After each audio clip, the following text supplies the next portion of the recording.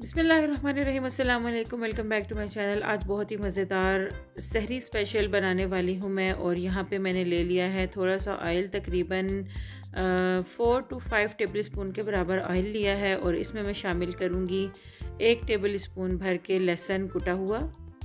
जैसे ही लहसुन थोड़ा सा गोल्डन ब्राउन हो जाएगा, इसमें डालना है टमाटो पेस्ट। आपकी मर्ज़ी है, फ्रीज़ किया हुआ टमाटो पेस्ट शामिल करें। ये मैंने टमाटो पेस्ट जो है वो फ्रीज़ कर लिया था, और या फिर जो है ताज़ा बनाकर डाल लें, या छिलके उतार कर टमाटरों का इस्तेमाल भी कर सकते हैं। इसे नरम हो गए थे यहाँ पर, तो मैंने अब इसके अंदर मसाले डालने हैं। थोड़ी सी मैंने इसमें दड़ा मिर्च डाल लिया। दड़ा मिर्च पसंद ना हो तो सिर्फ सुरख मिर्च का इस्तेमाल करें, दड़ा मिर्च को यहाँ पर स्किप कर दें।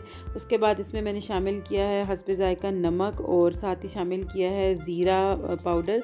ज़ीरा पाउडर पसंद हो तो डालें, वरना अपने अकॉर्डिंग टू टेस्ट। मुझे वैसे ज़ीरा बहुत पसंद है, इसलिए मैंने हाफ़ टेबल स्पून डाला है। 4 अंडे और 4 आलू का हिसाब मैंने इसमें रखा है। और नमक जो है ना वो थोड़ा हाथ रोक के ही डालना है, ऐसा ना हो कि नमक जो है वो तेज़ हो जाए।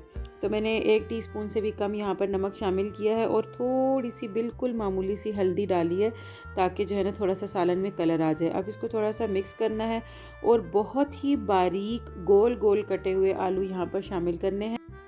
आलू डालने के साथ ही इसमें तकरीबन हाफ़ कप या पौना कप पानी डाल दें। इतना पानी जिसमें आलू जो है वो इजीली गल जाए, और बहुत थोड़ा सा पानी रह जाए। बिल्कुल पानी को यहाँ पर ड्राई नहीं करना। अगर बिल्कुल ड्राई कर देंगे तो फिर अंडों के सालन में जो टेस्ट हमें चाहिए वो टेस्ट नहीं आएगा। इसलिए अगर आलू गला लेने के बाद बिल्कुल ही पानी खुश्क हो जाता है, तो पहले थोड़ा सा पानी इसमें शामिल करेंगे, फिर अंडे शामिल करने हैं। 4 अंडे शामिल करने के बाद तेज़ी से चम्मच चलाते हुए मैंने यहाँ पे आलू और अंडों को मिक्स करते हुए तेज़ आंच पर अच्छे से पका लेना है। और आलू जो है यहाँ पर बिल्कुल परफेक्टली गले हुए हैं। अगर पसंद करते हो तो थोड़ा सा अदरक शामिल करें, नहीं पसंद करते तो अदरक को स्किप कर दें। आलू अंडे जब बहुत अच्छे तरीके से भुनकर आपस में मिक्स होकर बिल्कुल रेडी हो जाएं, तो इसमें थोड़ा सा हरा धनिया और हरी मिर्च डाल देंगे फ्लेवर और खुशबू के लिए।